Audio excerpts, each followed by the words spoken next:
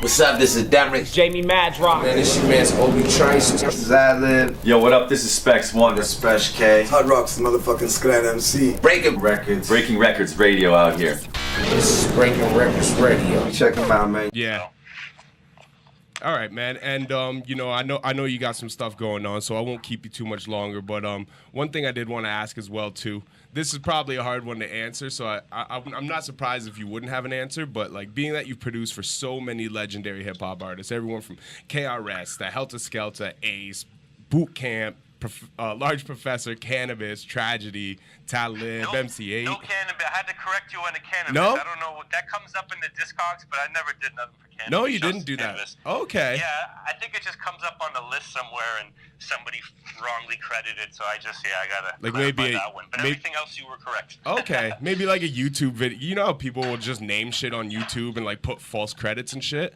Maybe it was born from something like that or something. Yep. Oh, okay, that's crazy. Because when I seen that, I was like, oh shit, Marco Polo produced for Cannabis. I'm like, damn, like fucking No. But like, out of all these legendary artists you've had the chance to produce for, like, is there one?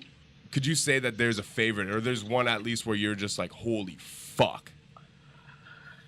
There's so many good experiences. Like literally, I've produced for Rakim, Big Daddy Kane, Cool G Rap. You know, like literally the upper echelon of you know, some of the best lyricists ever. Pharaoh Monch. Yeah.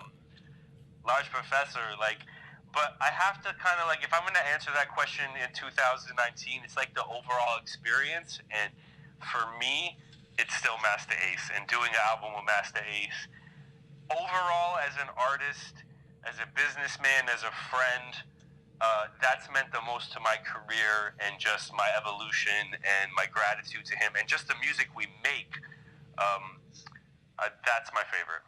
Word. And you know what? Honestly, I think you two, you have a pocket when you guys work together that's just like, it's undeniable. You know what I mean? Like certain artists have it, like MOP with Preem, or like Royce with Preem, or like, you know what I mean? Like there's certain pockets. Everybody with Preem. No, just those two. I think MOP's the best group with Preem. Like aside from Guru, obviously, but and you know, and I think Royce as a solo artist, you know, with Preem, but you know, just like.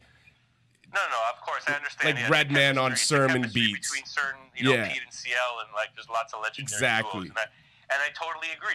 That's one thing I say that I feel like a lot of producers don't want to say is that like, yo, I might make amazing beats. It doesn't mean they're gonna work with an MC. Like there's just some people that sound better over other people's beats, and there's nothing wrong with that. Like when we came up, it was production teams or one producer that made a sound for a group. Yeah. You know, Tribe Called Quest had Q-Tip, Alicia Heed, later Dilla, but like everybody had their own sound that made them stick out, right? You know, Primo was producing for Guru, and then he started branching out and doing other things. But for the most part, you know, there was diversity and differences. And then Illmatic came out, and then it changed everyone. So like, oh, you can work with 10 different producers and make a classic. But it's actually very difficult. Some of my favorite, I'm pretty sure 90% of my favorite albums of all time had one producer on them, because there's a cohesiveness to it that it just makes it flow and just feel like one thing instead of like, you know, all over the place. So yeah, no, I would agree with you 100%. I think the only reason Illmatic worked the way it did is because all these producers were working together. You know what I mean? Like they're all homies. So like Preem would be like, oh, like Q-Tip hit us with that. Like I gotta hit him with this then. You know what I mean? And then like Pro's like, oh, okay, I see what you're doing. And like, you know what I mean? So though they're working in competition, they're working together. Like I think one of the only other albums since then that's as cohesive is maybe Jay-Z's Blueprint. And it's for that same reason. Because you had the same producers working in the same studio trying to outbeat each other, but there's still a cohesiveness to it. I agree.